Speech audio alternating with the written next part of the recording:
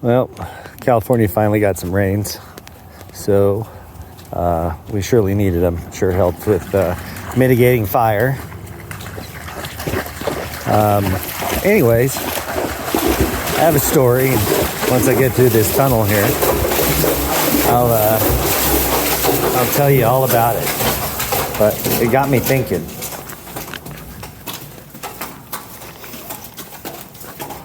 We haven't been through the tunnel with water in it in a long time, because it's probably been over a year since we got any sort of meaningful water rain. So I'm out on a different horse today. They get worked in the arena, and then I take them out at least once or twice a week to get them out on trail. And I like to say that I work with their brains, and my partner, she works on their body, and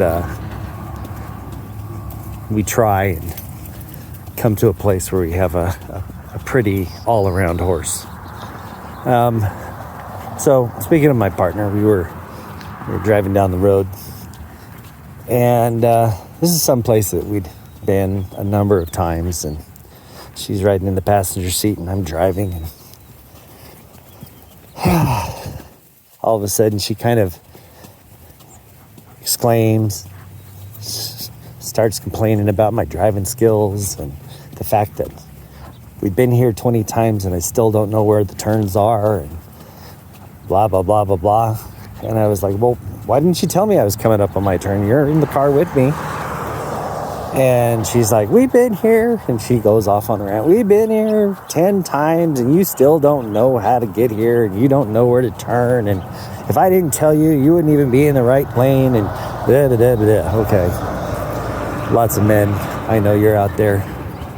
You've had that same experience. Okay. And it got me thinking. Like, when I have a navigator in the car with me, I kind of surrender my consciousness to that person, and I'm not really thinking about where I'm going. I'm just kind of doing that administrative task of keeping, the vehicle between the lines, and I'm waiting for that person to tell me what I need to do, where I need to go. And I basically kind of am my navigator is basically driving the car vicariously through me. I have surrendered my consciousness, and, and then when, I get like poor directions, and, or she forgets that she's actually in charge of me at that point, and I blow past my turns or don't stop when I need to stop, I get in trouble. And so that got me thinking about riding instruction. Now, in May, I'll have had horses for, I want to say, 48 years in my life. I can't remember a time when I didn't know how to ride. And I got a bicycle up here. Oh, that's kind of, just looking at that thing. But anyway, so I've been around and I've watched a lot of riding lessons, and, I've tried to give people my 2 cents, and, a lot of times they don't really want to hear about it. So that's why we have Saddle Rants. So this is my rant. I watched a lot of lessons. I watched a lot of people ride their horses day in, day out, week after week, year after year. And, just kind of never really, get any better. And, I don't understand it. But then in that instance, when I was driving down that road, I realized what the problem was. And the problem is that we are not getting instruction. Or if we are we getting instruction, or are we playing an elaborate game of Simon Says. She's looking at a guy who's pruning a bush and making a campground out here and making himself a place to live. How you doing today? Just getting down the trail.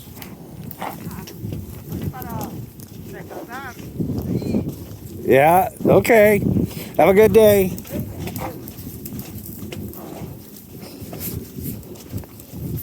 So I noticed the trend, especially now that I'm, like I said, going to be 50.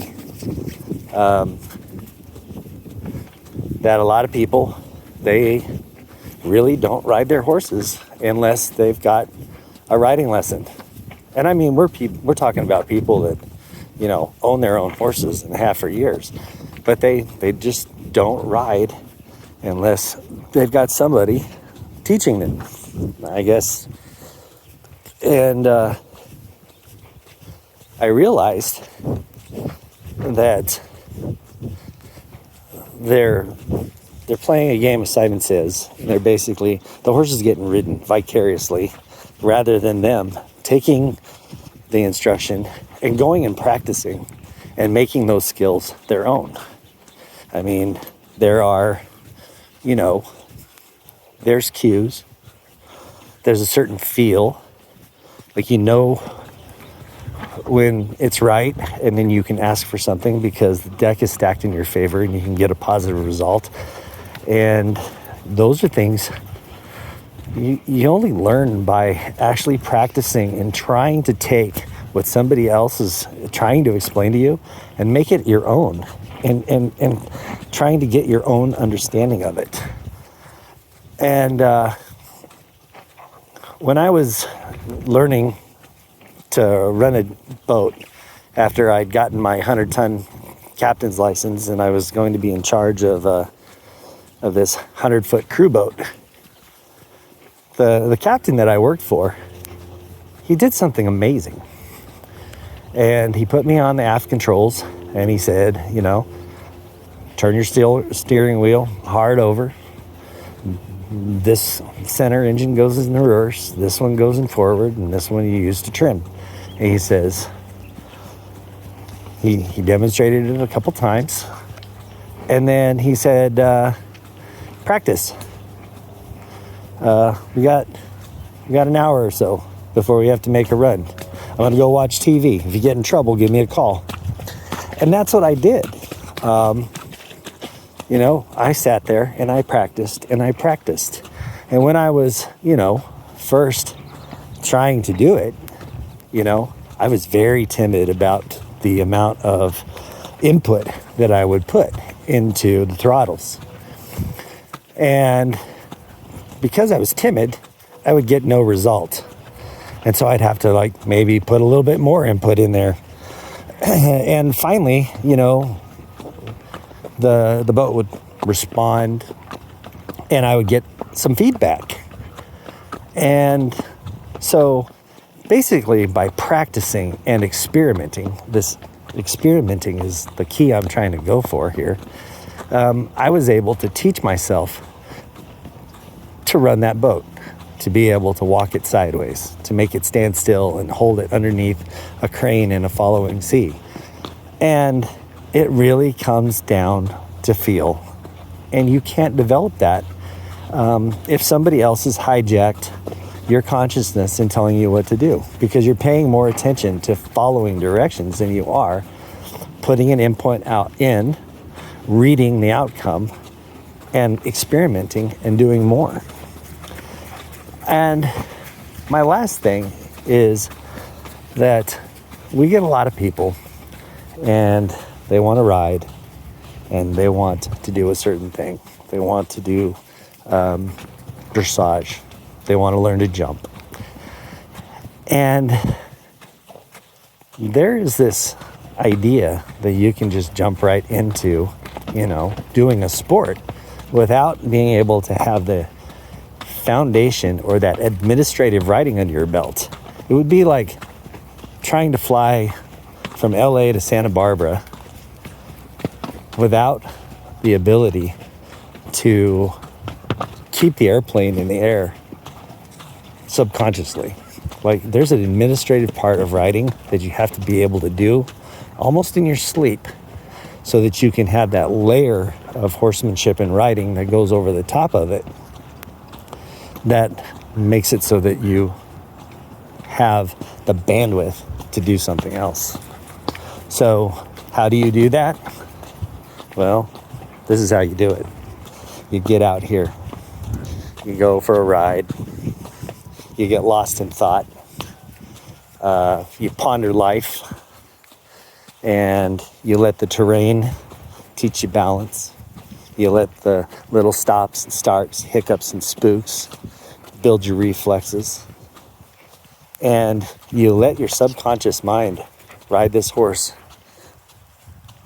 while you're able to think about something else.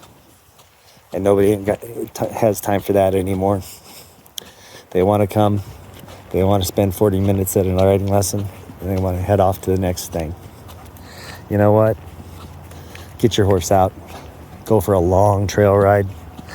Be out there long enough that the initial rush and excitement wears off, and that little adrenaline burns off, and the horse gets relaxed, and they get out there and they can realize that all this is easy and it's no thing, and just enjoy yourself.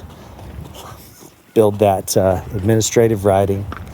Be relaxed and enjoy yourself, and develop a relationship with your horse. Have a good day. I hope I've helped you.